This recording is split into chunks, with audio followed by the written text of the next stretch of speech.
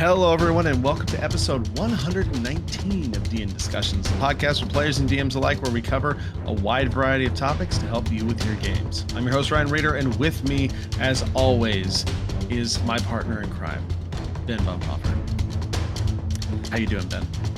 It has been an interesting time, I will say.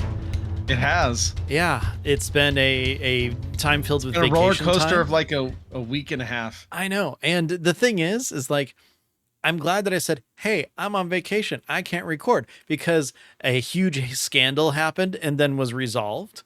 And then on the span of like a week. I know, like less than that. It happened over the weekend, I think. Yeah. And it was a few days. Yeah. So like, I'm glad that happened, because we would have recorded, I believe, before it was resolved, and then we would have like been complaining and discussing and everything, and then it would have been resolved, and then we would have been like, okay, well, now it's 2 weeks before another episode comes out, so now we have the whole experience ready to talk about. And I, for one, am glad that we don't have to have that discussion.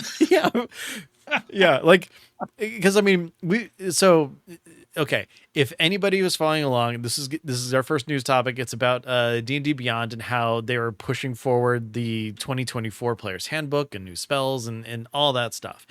If you haven't heard about what happened at this point, don't look into it. You don't need to. Just know that everything's been resolved with the 2014 Player's Handbook, like spells, all that stuff. You still have it on D&D Beyond. It's marked as legacy content. You still have it as options to choose from and all that stuff. That is the end result of it seemed like the entire Dungeons and Dragons player base going up in arms about the decision that was made originally, which was to not have some of that stuff automatically pull up in D&D Beyond. Yeah, And we had a slightly differing opinion on this. Oh, totally. It's one of those things where they basically came out. We'll have the change log. There's a big change log of what's kind of coming with the 2024 stuff, which is actually, I believe, going to happen starting tomorrow. We're actually recording this on Monday, September 2nd. And we'll talk about this in a second, but the early access, because there's 2 tiers. Of early access, of course, to the Player's Handbook on digital goes live September 3rd.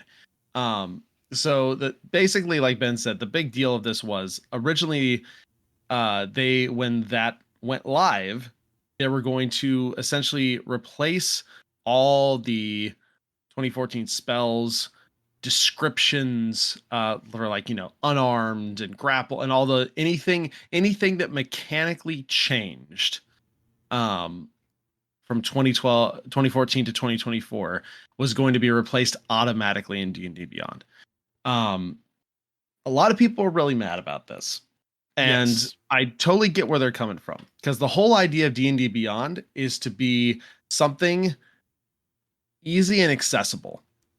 There are going to be a lot of groups that don't care about 2024 update, don't want to use it, don't want anything to do with it.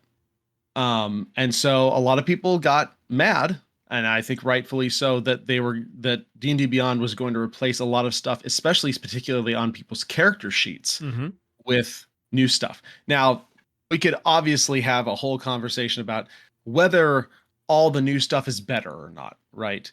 But I think that's less the point here. I do personally think a lot of the new stuff is better. It's like that's part of what it is. Well, and when you say changing it on the character sheets, it is specifically spells and a couple definitions, and I think that's actually all that was going to change on the character sheets themselves. Magical items. Oh, man, well. and the few magical items that would be updated in the Player's Handbook. Yeah. So, and I mean, so I think a lot of this, it certainly got overblown to a point. There's no question, but at the same time, people are paying for a service. People have paid for certain things. There's a lot of campaigns that are in the middle of their things. There's a lot of DMs that weren't going to change over to 2024 anyways.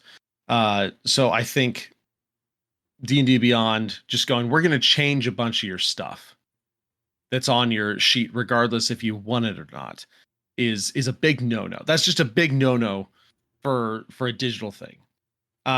Especially when other sites like Roll20 basically came out at the same time and said, "Hey guys, if you want to create a 2014 character, click that button. If you want to create 2024 compatible stuff, click this button." And so the end result, there's a lot of outcry, and D&D Beyond actually rolled back and changed it so that it will work in a very similar way that Roll20 said that their system was going to work. You'll basically either be able to create a 2014 character with no 2024 stuff at all. It's just straight up 2014 stuff. Or you can create a 2024 character with all 2024 stuff or with 2014 subclasses. Yes. And spells or, whatever. You can pull in what you want. Because originally a lot of people were mad. Yeah, anything that's not updated to 2024. Correct. A lot of people were mad because the whole fix for it originally was you just got to homebrew and add the homebrew item. And a lot of people were not happy about that, and which makes sense. The homebrew system is still very user unfriendly in a lot of ways.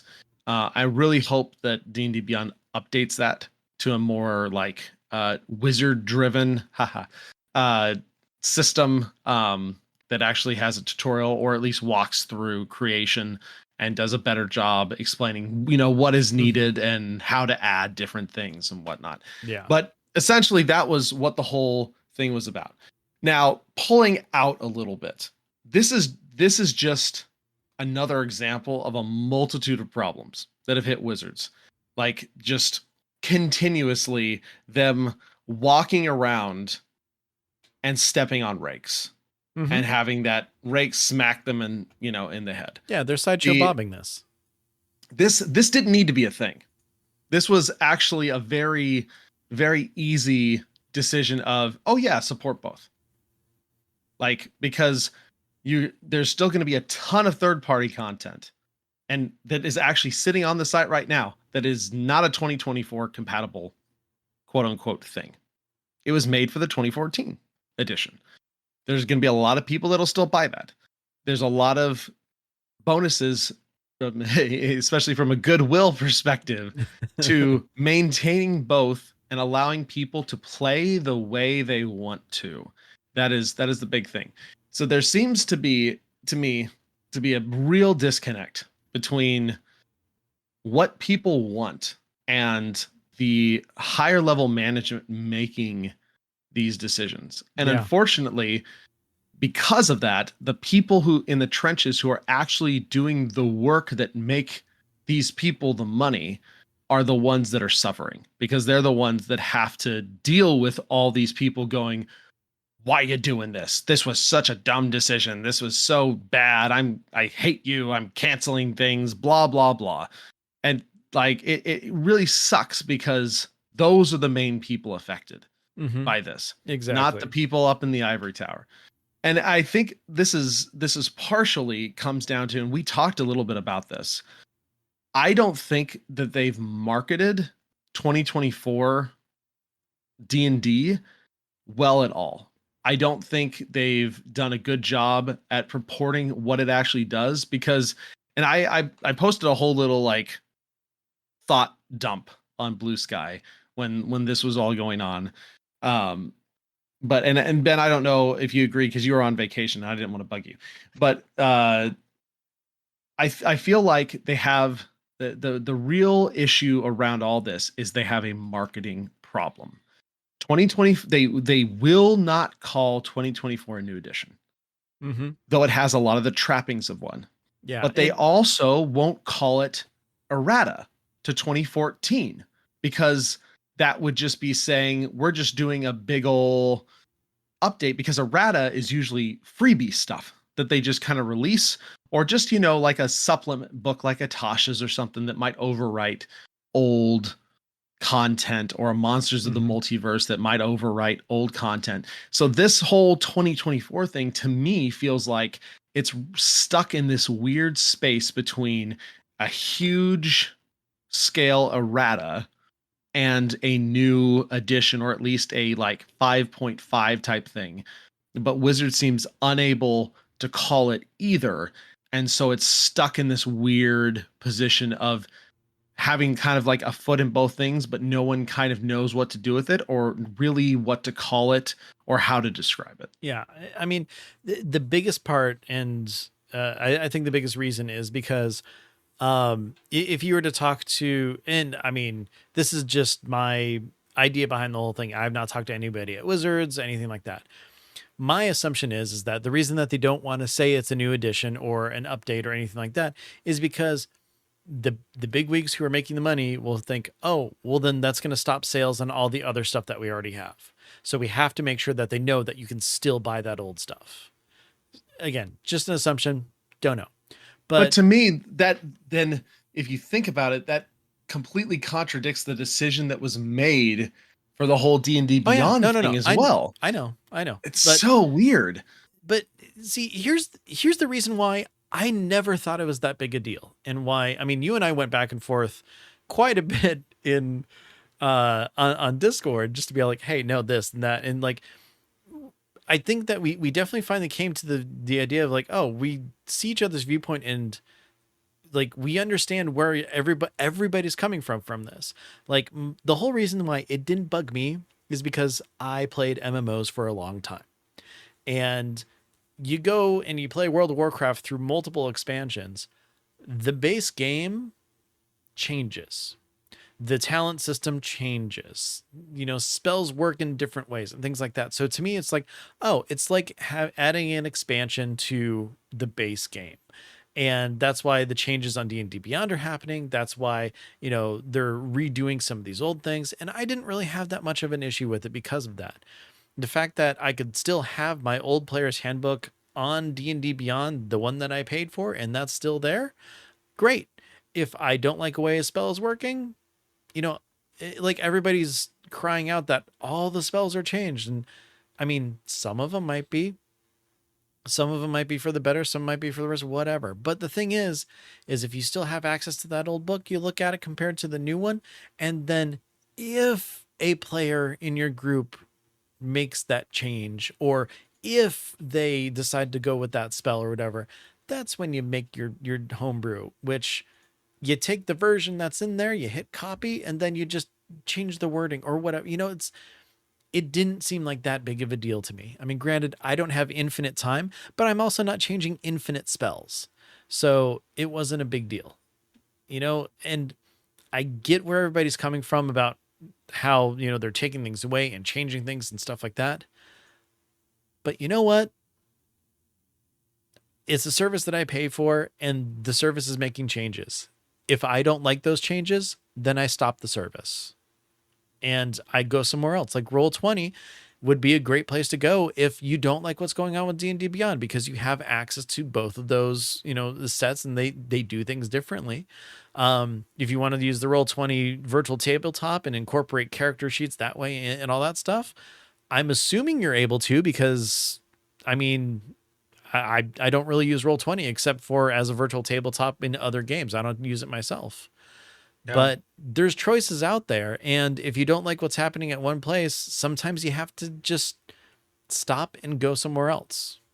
It sucks, that's it depends. It really depends how big your investment is. Because if you have a huge investment in one platform, it can make it a lot harder to switch.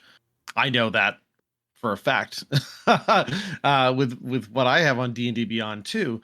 And so I think because of that, it is very much worth fighting for the accessibility pieces of it. That, and I think there's a huge rift and a huge, I guess, cognitive dissonance as far as D&D has never been treated as a live service before. Mm-hmm. Yeah, and you're feels right. like, and so a lot of people don't like that and don't want that. And I think there is a lot of good reasons for that to be completely legitimate. Live service games, some are okay. Some can be very, very bad and extremely predatory. And so again, as long as they keep releasing physical versions, which they have not said they're going to stop releasing physical versions, that is mitigated somewhat Yeah. because they're not going to come to your house probably and take away your physical copies of the books. Insert, a Pinkerton joke in there somewhere. But at the end of the day, too, digital is a different story. And if this is the direction that Wizards is going, they need to be very clear and upfront about it so that people can then make that decision. Mm-hmm. They have not. It has not been made clear. Especially like we saw this get rolled back, right? They didn't forge ahead with it. And so there seems to be a big disconnect with leadership and knowing or responding to what people want, or knowing, having the feelers out there, or listening to the people who do to know what the players want. And so it's just one of those things. Will it eventually become like a live service type thing? Maybe. Is that a good thing? I can't say. It's hasn't officially been called a live service, but it is a live service now.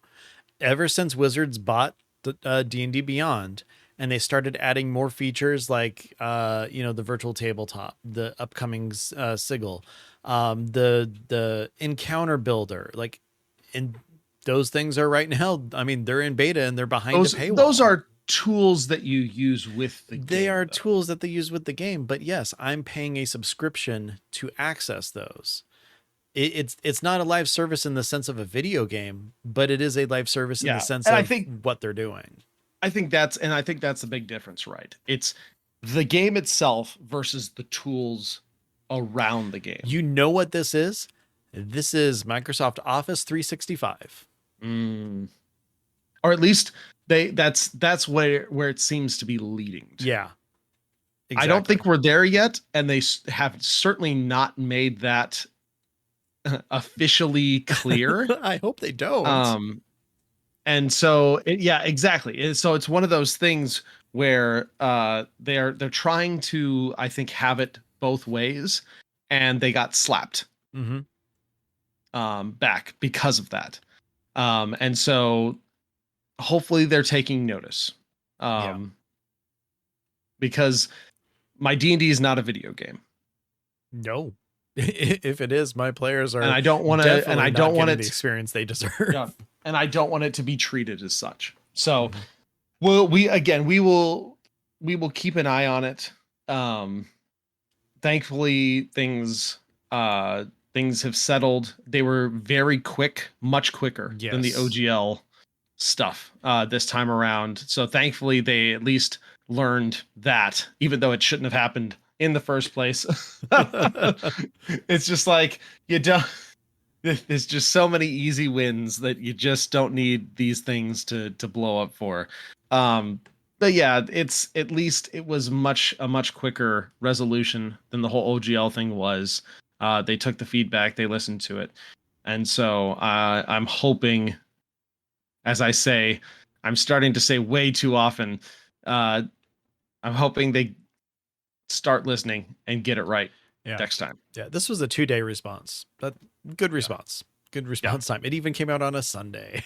Didn't need to happen in the first place, but props for being faster. Yeah, exactly. Props for being faster. And, that's going to conclude our discussion on that, which we said we weren't really going to talk about, and only spent about 19 minutes. So, that's about par for the course for us. That's probably about half the time we would have spent if that's true. It actually isn't red. So I feel better about that. Yeah.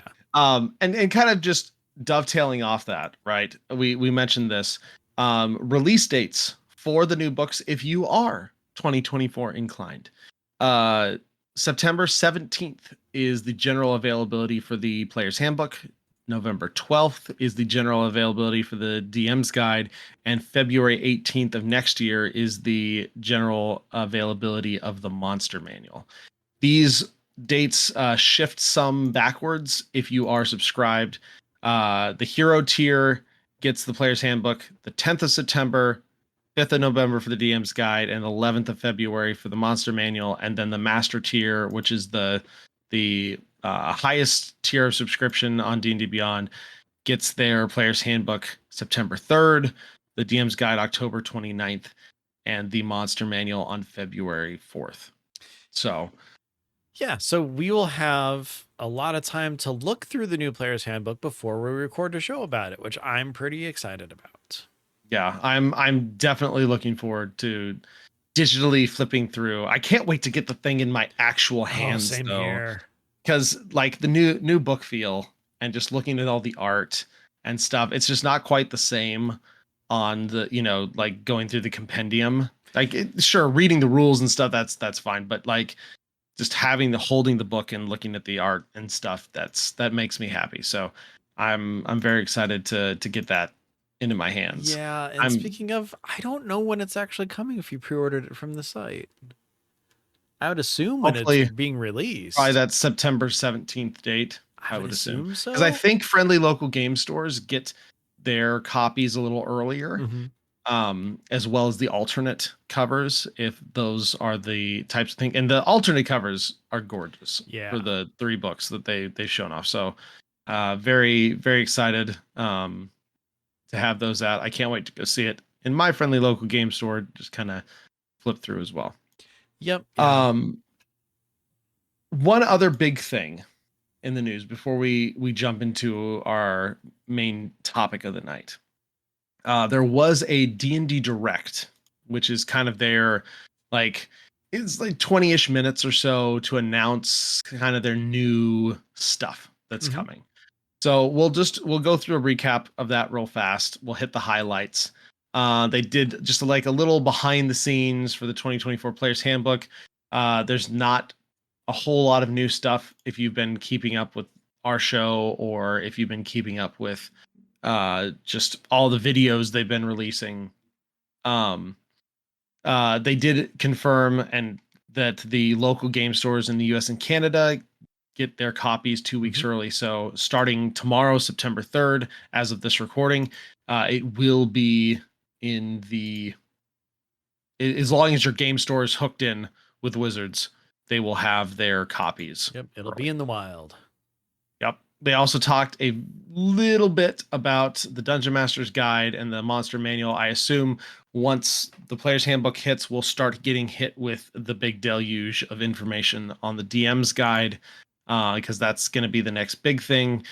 One of the most exciting things, in my opinion, was their announcement of an anthology of dragon adventures.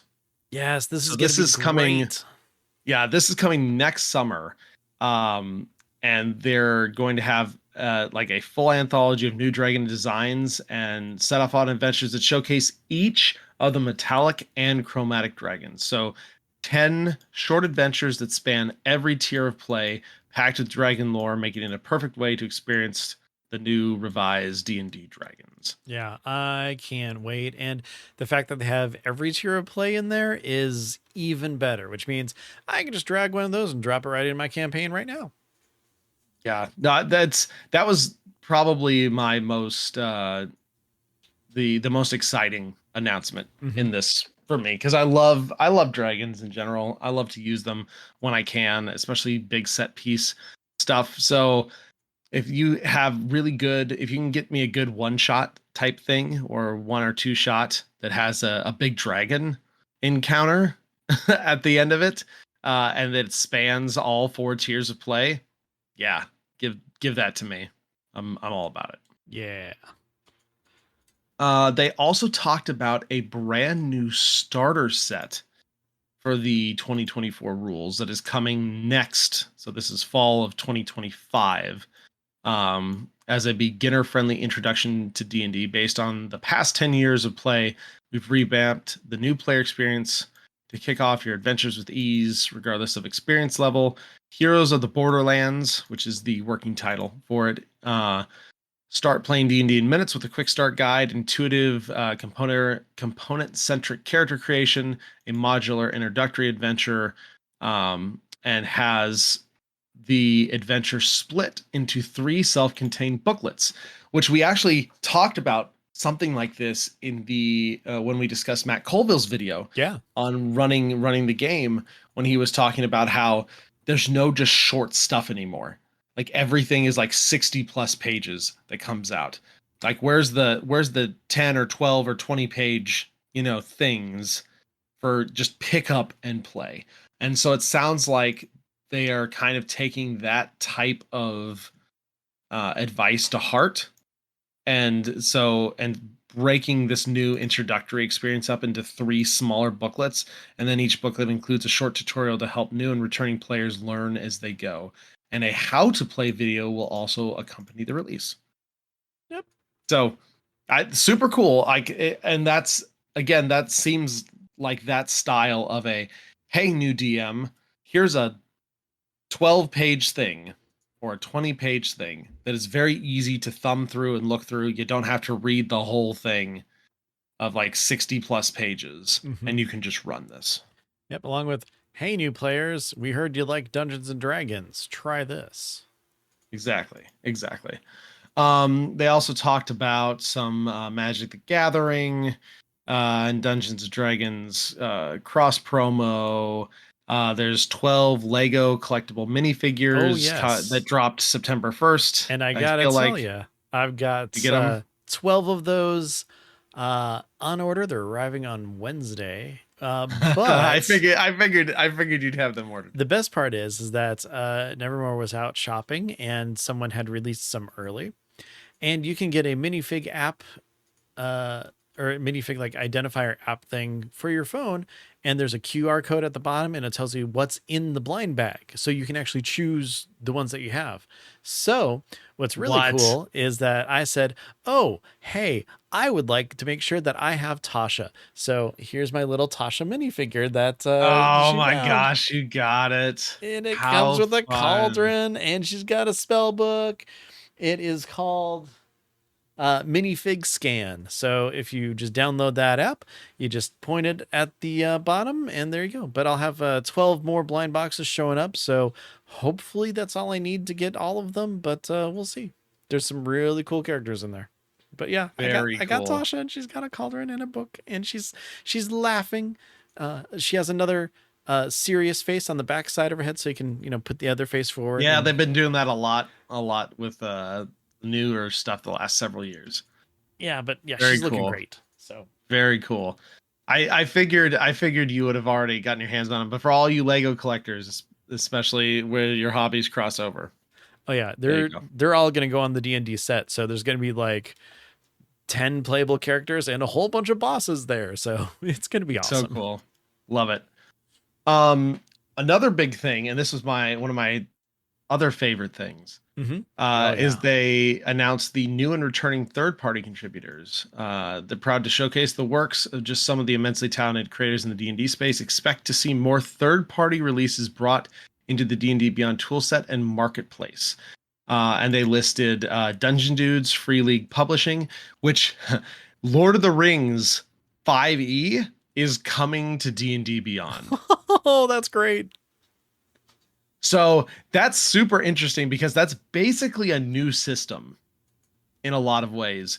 But the thing, let me finish. Ghostfire, Hit Point Press, Kobold Press, Loot Tavern, MCDM, and Griffin Saddlebag. So some of these creators have stuff out already, so that makes me think that more is coming. But the thing that made me really excited with this Free League Publishing specifically, because I mean, Lord of the Rings is cool. I love that. It's kind of, in a lot of ways, a new system. There are brand new classes that go with this system. Oh, that's good. So this makes me think that they are working their back end tech to be able to add custom classes more easily, which excites me a lot because I see MCDM listed here again. Mm-hmm. And obviously they have Strongholds and Followers and Kingdoms and Warfare. Those are the other 2 5e books they did beyond Flee Mortals and their Lair book. But MCDM has also done 3 very good, very unique classes, like full-on classes with several subclasses. So the Illrigger, the Beast Heart, and the Talent, which are all incredibly cool. I've actually played two of those in different campaigns or one shots. And so that gives me hope that we will see now custom classes begin to migrate onto D&D Beyond. Yeah, I think, which would be, I think, a huge deal. I mean, it really seems like that would be the way to go, especially with opening up a lot more of these third-party publishers, because I mean, that's where more classes kind of come from, where you have to pull from if you're not trying to create it yourself. Yeah, there's a lot of really good ones out there. Like, that's why I was kind of laughing when we were talking about, Jeremy Crawford talking about the design space and stuff. It's like, Jeremy, dude, you know how many like good custom classes there are out there that you could in no way make with a current 5e class and their subclass? Like, you just can't. Like, there's so much design space out there. And so I'm extremely, extremely excited to hopefully see. I'm taking this as like a soft confirmation that that D&D Beyond will also be potentially adding supplements, third-party supplements that are full-on class experiences too, instead of just the normal, monsters, backgrounds, feats, species, and subclasses. Because have been a few of the recent books have added subclasses as well. Yeah. So that's exciting. I am looking forward to what else is coming, which is 2 full-size Forgotten Realms source books. I mean, I got into D&D from, I mean, obviously just from randomly playing and, actual plays and stuff, but I know a bit about the Forgotten Realms based off of the Drist books, which if you like D&D and you haven't read those, I do recommend them. Pretty good. But they're actually bringing out a player guide and then also an adventure guide. So player guide is going to have subclasses, feats, backgrounds, spells, a new type of spell, and then also information on factions like the Harpers and the Xantarum, and like how you can join them and everything. On top of that, then the Forgotten Realms adventure guide will come out, and it'll feature Baldur's Gate, Calimsham, which I think I said right, the Dale Lands, Moonshae Isles, and Icewind Dale. So adding more lore and info for, Forgotten Realms is always a big plus for me, because I love that stuff. And I mean, I pull things from there and throw it into my world just because, it's something I'm kind of familiar with, and it's stuff that I like. I love that. Yeah. Then lastly, my big thing, which I cannot wait for, is of course more info and stuff about Project Sigil, which is, I mean, I'm really hoping that it kind of plays out how I want it to. And from what they showed in the video, there was some really great stuff about like, creating your own maps as well as pulling in other maps. So, I mean, hopefully it is just really the sandbox that I believe that it's going to be. And I can switch over to this, which is going to be pretty great.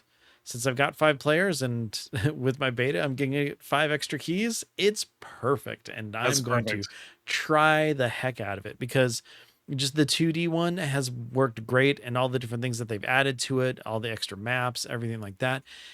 It's super great.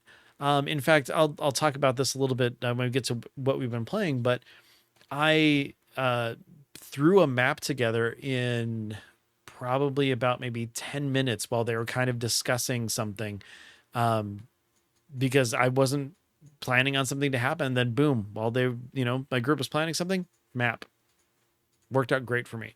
I don't think I'll be able to do it as fast in the 3D one unless they have like, things to just kind of pull from, which they could. It sounded like they would have some pre-built stuff. Yeah, that you could pull from, as well as like a full-on, it looked like, level editor essentially. Yeah. And the level editor is going to be been messing around with like what is it, alchemy, Dungeon Alchemist. Yeah. Which, by the way, amazing, really, really cool to make maps and print out, especially if you play in person. You can easily go over to Kinko's or FedEx or something and print them out all real nice on big paper and color and whatnot. Because you can do a top-down view, it's super cool. But regardless, it looked like it had a very similar like editor to that. Like, if kind of draw the walls, Yep. And it'll fill it pop in the with room stuff in. Yep. Yep. yeah. So very cool. I think it will be very appealing to a specific demographic is that plays Which online. is me. Just you. Yep. Yep. Yep. Yep. And honestly, if it's good for the times that you have to play online, why not? Exactly. The biggest thing for me, I think, is them getting it to work in a web browser. Yeah. Yep. So that my players don't have to install something separately. Yeah. I think that will be their biggest win. And we know Unreal Engine 5, which is built on, does work in a web browser. So hopefully we will see that at some point too. Yeah, I would assume that they would at some point, considering they're talking about adding it to like consoles and handheld and all this stuff. So I don't see why they wouldn't try to make it happen because I mean, for all the crap that everybody's giving Wizards and, money grubbing and all the stuff, they really do want to put it in the hands of everybody that they possibly can. Whether that's just for greed and money reasons or because they actually want people to play the game, I don't care at this point. The fact that they're really trying to make it accessible to as many people as possible is a win for me.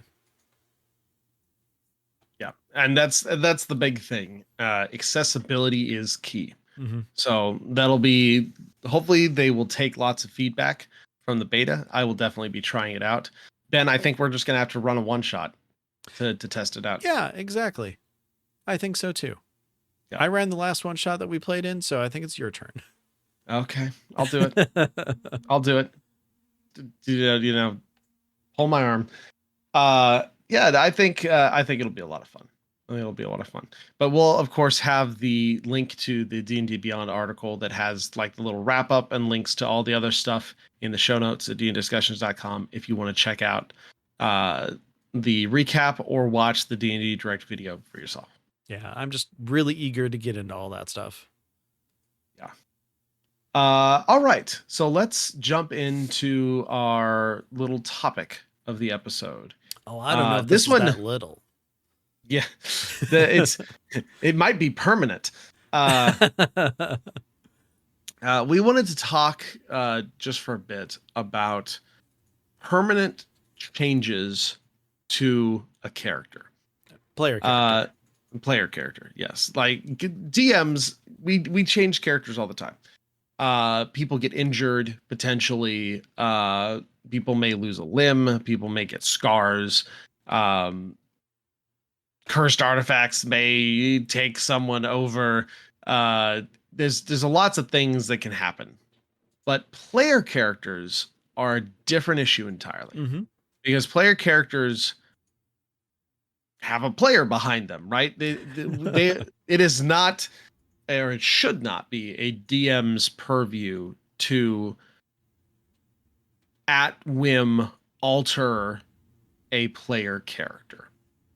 And so, but there are a lot of really interesting story beats or things that can happen when situations arise where a character might be permanently altered for some reason, whether it's a sacrifice they make, whether it's a really dumb thing that they did, whether it's some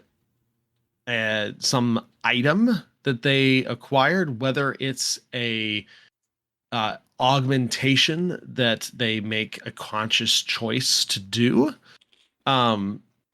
So there's a lot of things that can come with it and a lot of things to think about when these types of things happen. And Ben, I know you recently had something like that happen to one of your characters in a game you were playing. So yeah. I want to turn it over to you to kind of kick this off of what are your thoughts around permanent changes and the guardrails that we need to put up as DMs for this, and where does the collaborative storytelling aspect come in? Yeah. So I have a lot of thoughts on this. Again, a big part of it is, or a big part of the reason this is a topic is because something like this did happen to one of my characters. And it really all comes down to just kind of the player's mindset if something like this happens. So, of course, one of the first steps is during a session 0, talk about potentially things that can happen, and how every DM does talk about consequences, how they can affect what happens in the game world and everything like that. I would say bring things like this into that session 0 discussion, just to make sure that everybody's kind of on the same page and understands that it could happen. So what happened was, I made a decision in the game, and let me put it this way. It was telegraphed very well of what could potentially happen. I didn't know how, but I understood kind of what the consequences might be without it being straight up saying, hey, you can lose an eye. It was, hey, there's this big orb full of eyes, and this thing's supposed to let you see what you're looking for or whatever. So I'm like, well, great. The character that I'm playing is very impulsive. And I thought, well, gosh, someone has to push the shiny button. It's usually me, because I like to see what happens when I play this game. And plus, I want to push the story forward. So I went ahead and did it. I rolled a very bad Constitution saving throw, and I lost an eye. And at first, I was mad because it was a stupid thing that I did. But and also on top of that, mechanically, it does change my character. Any perception check that involves sight, I'm at disadvantage of, and any ranged attack is at disadvantage as well, because sight and depth perception stuff, it makes sense mechanically. I was cool with that. I understood that it was based off of the consequences of my actions. And I could have just been pissed. I could have been mad. I could have just shut down. But instantly I went with, holy crap, that was crazy. This is an amazing, weird thing to happen. And even more so, my DM messaged me right away and said, hey, this spell will help you get your eye back. And I think that right there is one of the biggest, best things that you have to remember in this game, is that, one, nothing is permanent because magic exists. But even more so, as a DM, one of the best things you can do is reassure your character that, hey, this can only be temporary if you choose it to be. And to be honest, I looked up, hey, am I able to learn this spell? Hey, I'm able to at this level. So I've got like 3 or 4 levels to go before I have access to it. But then I thought to myself, this is also a character growth moment for me. My impulsiveness caused something detrimental to happen. And I started framing it that way. So when it gets to that level, I don't know if it's something that I'm actually going to change. Even more so, I don't know if I'm going to play it as I'm looking for the fix fast and then come to terms with it, or I'm looking for the fix and then that's my new personal goal, or whatever. So it comes down to how you frame it in your mind and how you want to roll with that. But I think the biggest thing and the best thing that my DM did was almost immediately just say, hey, this happened. It can be fixed. And I think that was probably the best way, because he was worried too, because again, you're going in and you're changing something on a player character that they didn't just say, hey, you know what I want to happen today? I think I'll just have an eye plucked out or something. So because of that, he did the right thing, just said, hey, this can be changed. I said, great. And then after the session was over, we talked a little bit just to do that follow-up to discuss what was going on and how I felt about it, how he felt about it. And I think, again, that was the best thing that can happen, just to kind of give that reassurance, make sure we're, again, coming together on the same page. And that communication back and forth just really sold me on, hey, this was an amazing thing that happened. It's the thing that I'm going to remember that happened in this game always going forward. And you know what? I'm role playing it out really well. And anytime I do really poorly when I'm shooting my bow, I say, oh, I was using my bad eye. So, it's just fun. I think that's amazing. And it sounds like your DM did really well with handling it exactly how they should have. I think a lot of the things about this, one, it comes down to trust Mm-hmm. within the relationship with your players, right? Because I think like for my game specifically, or for like the Curse of Strahd game I'm playing in right now, where those bad things could very well happen to anybody at any time. I think over the years with these players, especially, we built up the rapport that I could pull something like this and it would be okay. Um, I think it's good, especially if there's a session zero, to talk a little bit about, if you make poor decisions, bad stuff could happen to your characters, Definitely. type thing. I think it's very important, and this was kind of, you alluded to this. I don't think, for the most part, I think you should wait until the session that it happens in ends before you talk to the player about any sort of mechanical changes that may happen. Mm-hmm. Like I personally would not just like start trying to do all the rules stuff right then and there, Yeah, exactly. Because you because need I to think get that through could, that one, emotion. break the moment. Yeah, you don't want to break the moment, because likely there will be a large emotional component to whatever happens. Um, so personally, I would say, if this happens, save the mechanical talk for after the session is Mm-hmm. done, one on one with the player, and then you can kind of go back and forth and figure out where where the best thing lies, right? Because some things may just be cosmetic, Yeah. right? Like, you now have a Scars, stuff like giant that. Yeah. scar that just won't heal. Like, healing potions don't do it. Heal spells don't do it. Like, you've just got a big old scar that won't heal. Yeah, you've been cut in the Um, face over by a cursed blade. yeah, exactly. Um, that versus different. I lost a leg. I lost an arm. I lost an eye. Where there may be mechanical changes. And so you want to talk those out in a one-on-one outside of the session with the player. Mm-hmm. And then also talk about, like you said, potential remedies, if that is something the player would like. Because if it did come as a result of just a poor decision, or bad rolls, or an unfortunate circumstance, right? Uh, you as a DM should be open to allowing that to be corrected, Mm-hmm. Yeah, right? when it's something permanent And like this, definitely.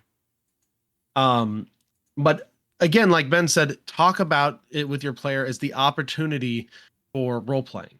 Ask your player, what is your character feeling right now? Like, what is their goal? What do they think about this? Is this something that you think they'll be able to come to terms with? How do you want to handle the exposition of this, right? And so that's where that storytelling collaboration comes into focus. Mm-hmm. Is Definitely. your players trusting you, and you trusting your players as well, to play these things out. Because, as Ben was saying, some of your best story moments, some of the things you remember the most, are some of the things that alter your character the most, be it emotionally or physically, or sometimes both. Yeah. And I mean, overall, I had like a brief moment of like, oh no. And then I'm like, okay, cool. Just, roll with it, because this is Dungeons and Dragons. The status quo changes all the time with every single roll, every single, idea, every single option that you make. And I mean, as a DM, yeah, I'm constantly changing and shifting things around because I have to.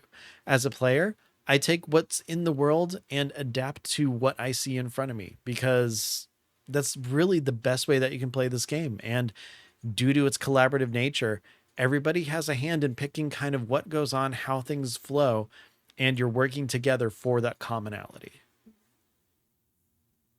Yeah, I completely agree.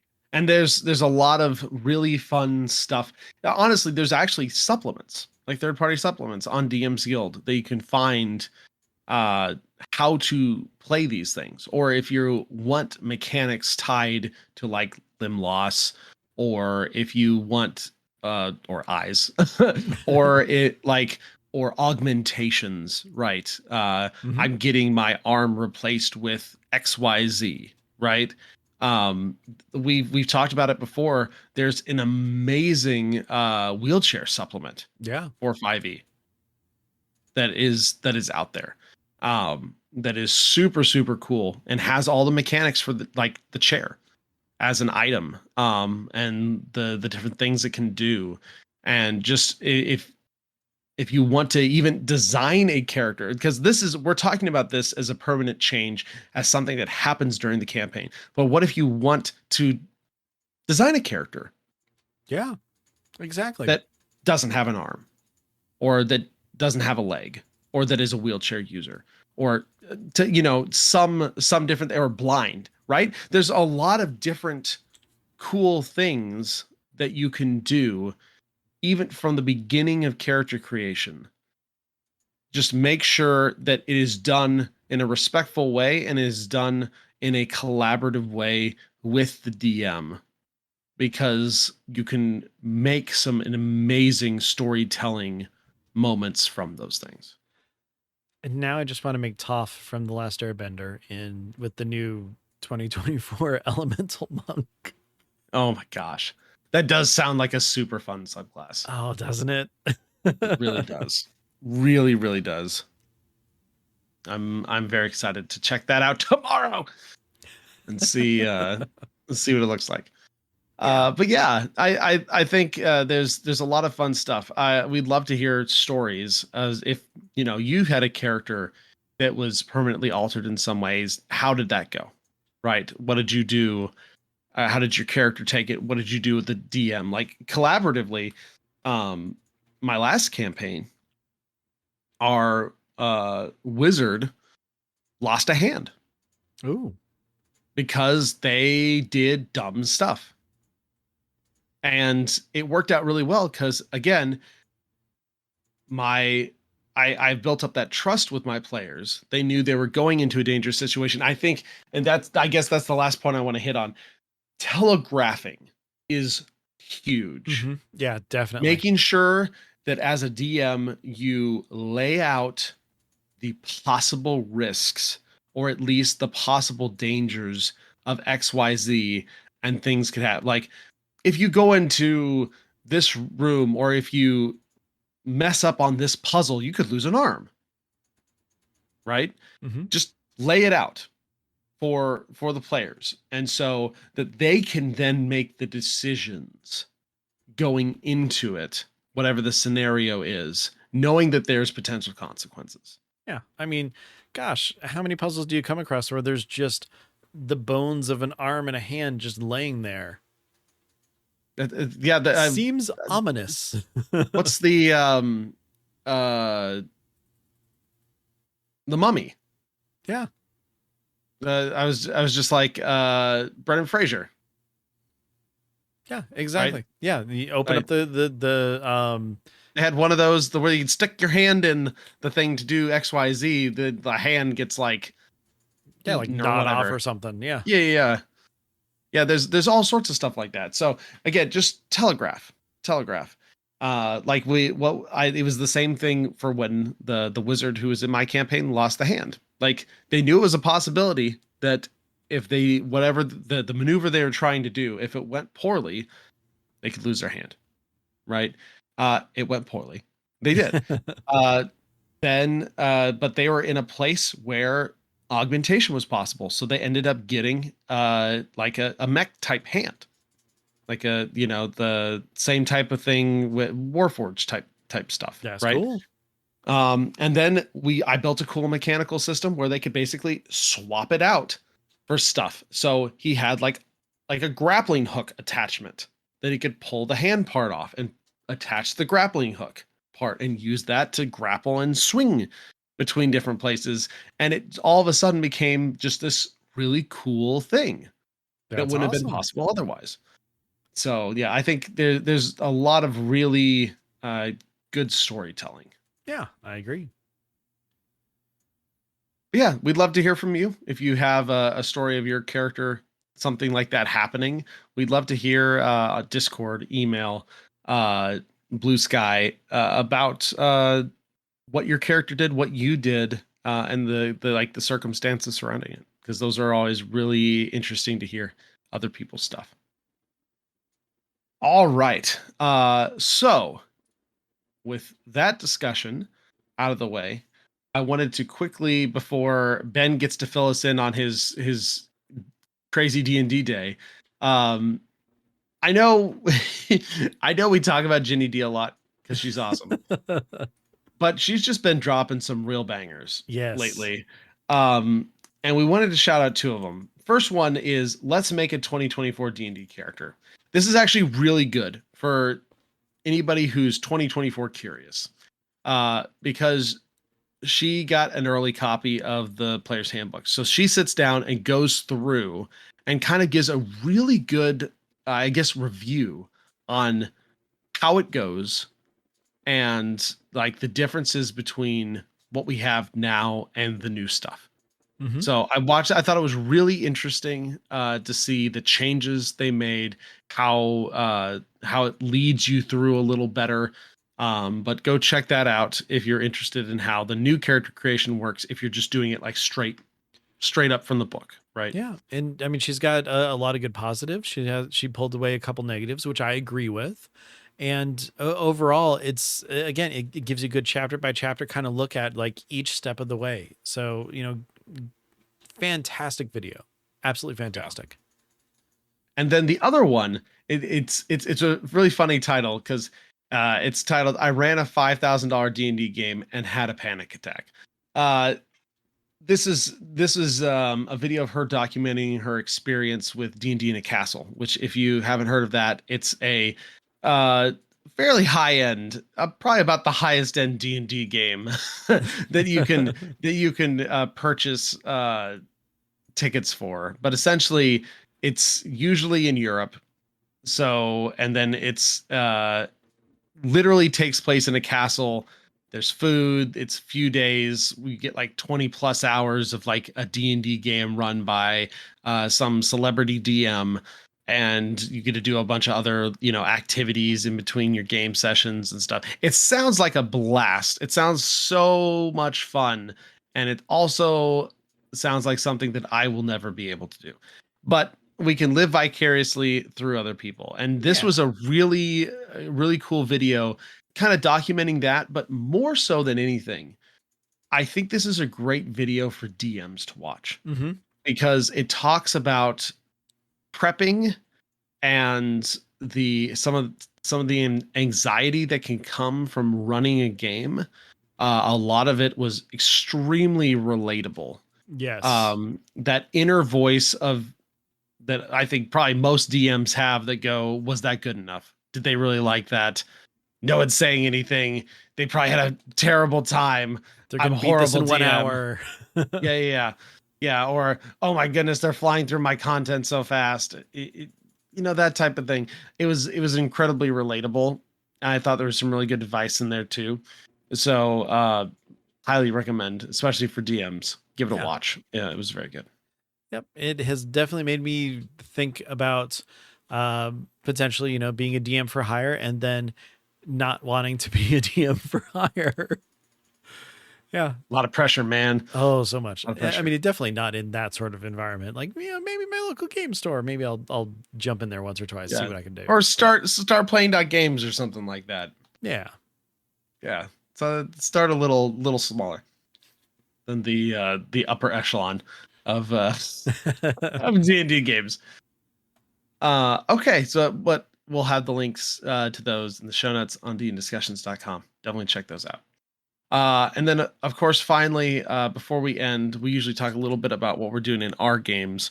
Personally, I actually don't have anything this week because we took a session off due to vacations and people traveling and various other things. And my Strahd game was basically the same way. Um, Lots of busyness going on, but we're going to meet again this Sunday. So I'm excited about that. And then my other group is going to meet again next Friday.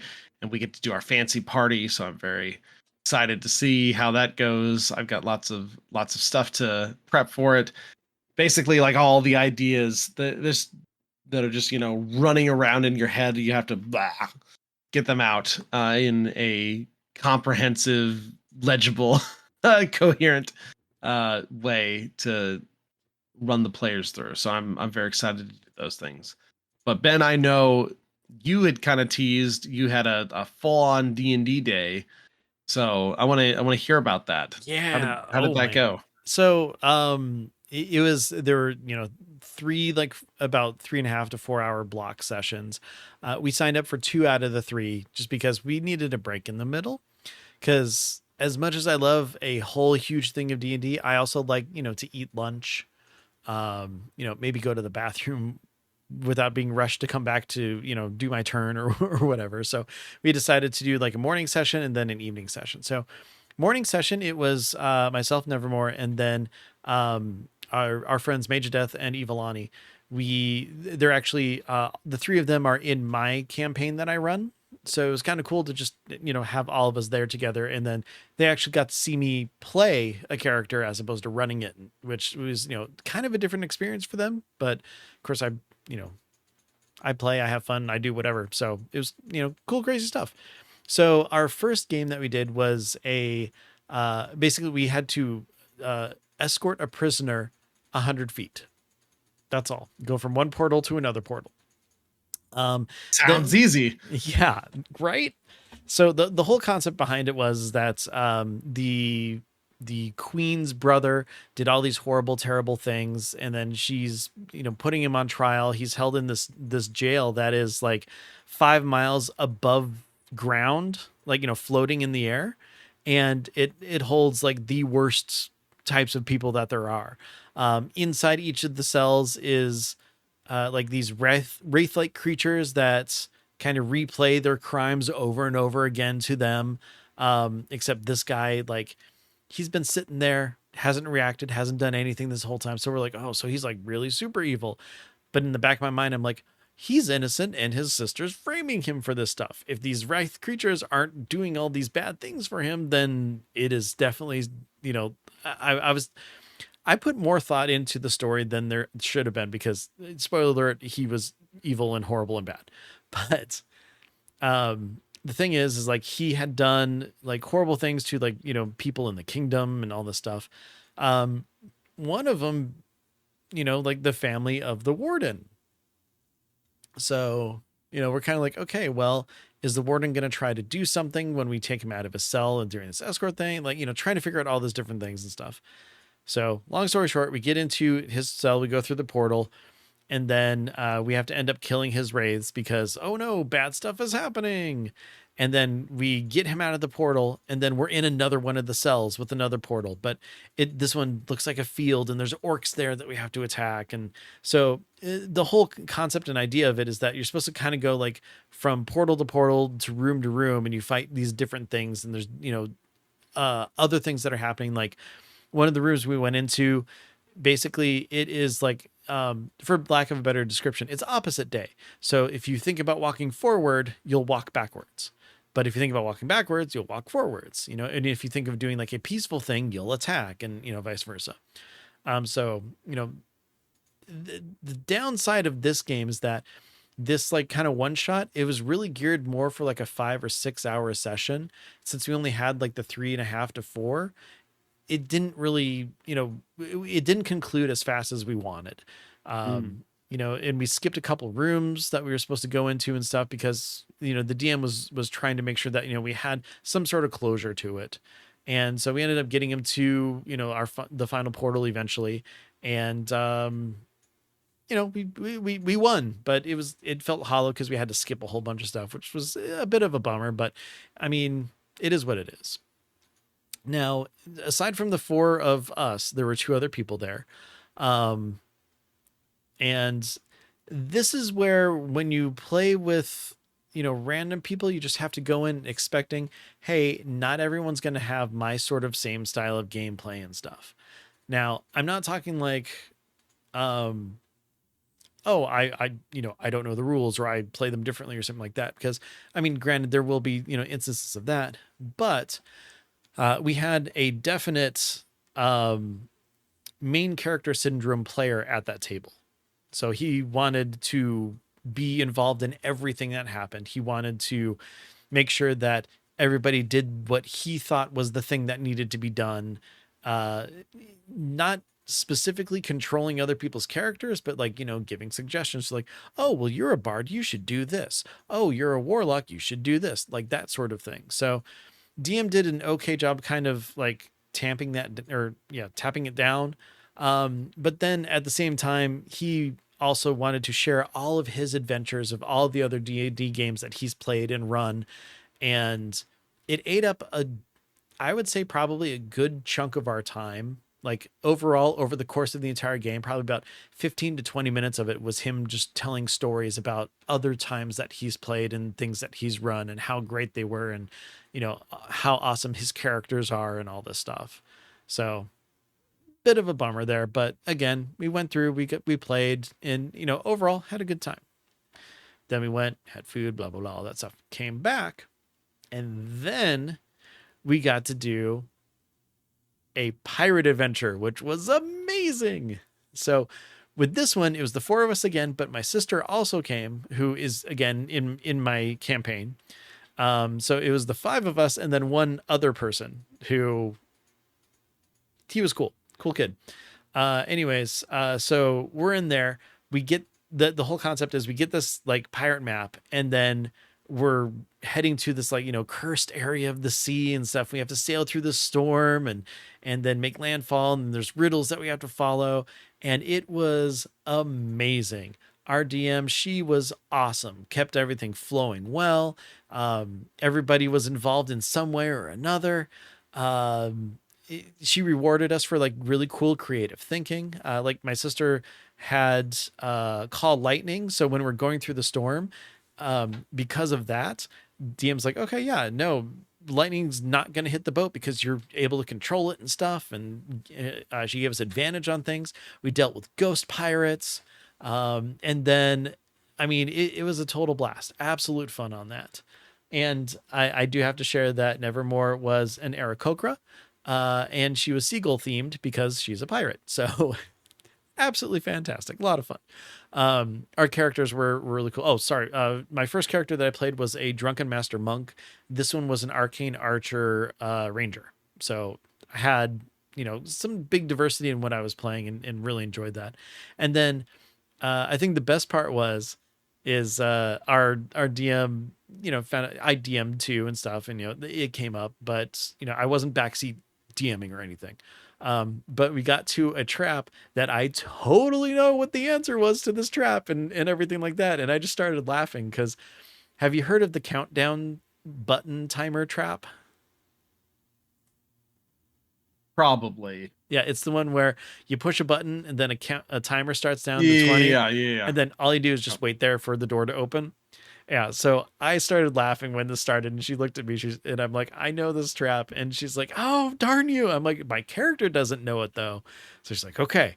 So totally played into it. And, everybody's like frantic trying to figure out what's going on. They keep hitting the button and stuff. And then, so I start doing random things that seem like they might help, even though I totally know you don't do anything. But yeah, it was fun. We went through, did that.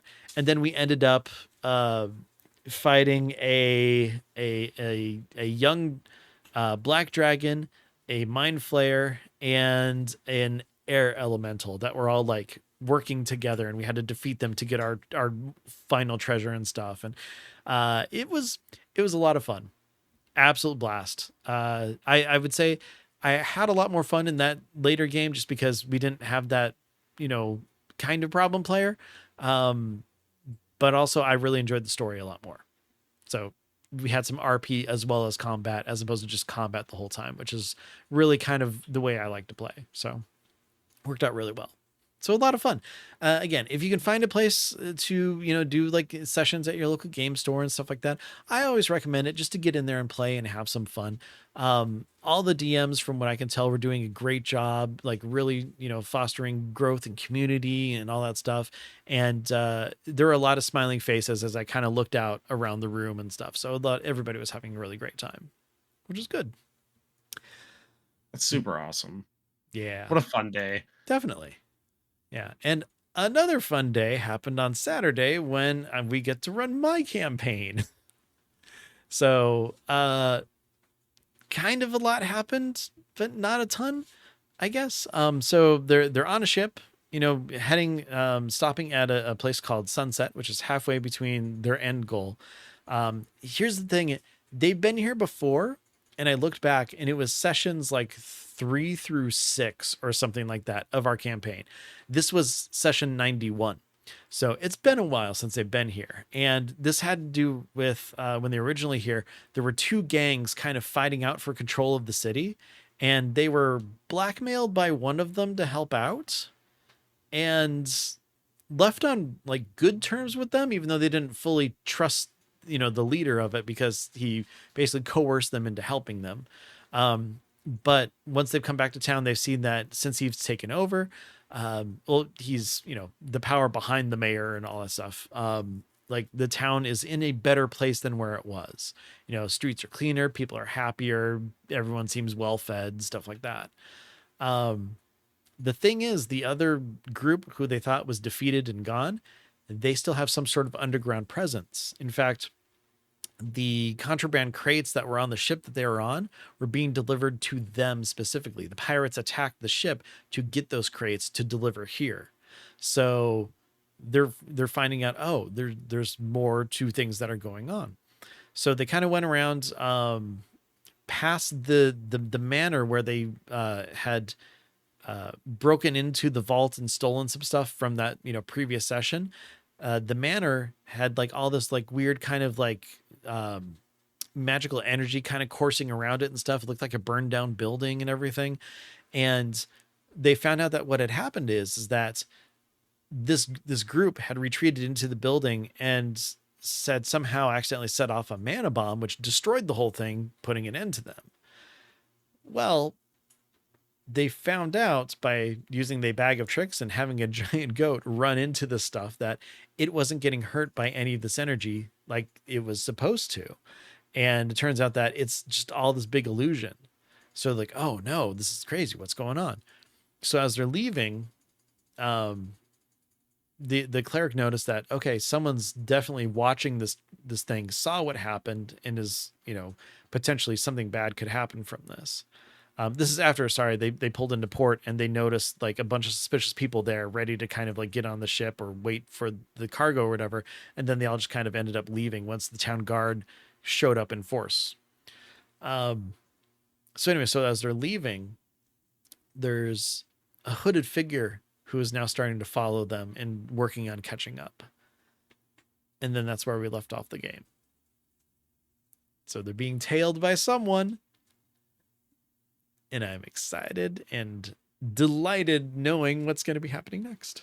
That's really fun.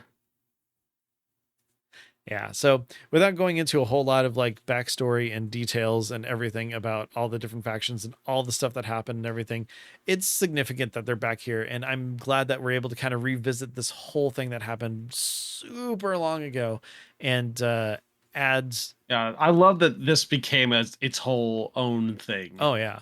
And the best part is that, I mean, this was back when, like I said, like session like 3 to 6 or something like that, like long time ago. I was not nearly as experienced of a DM as I am now. So being able to kind of go back and right some of the wrongs that I did, because I made a lot of mistakes in that little like kind of arc. Sure.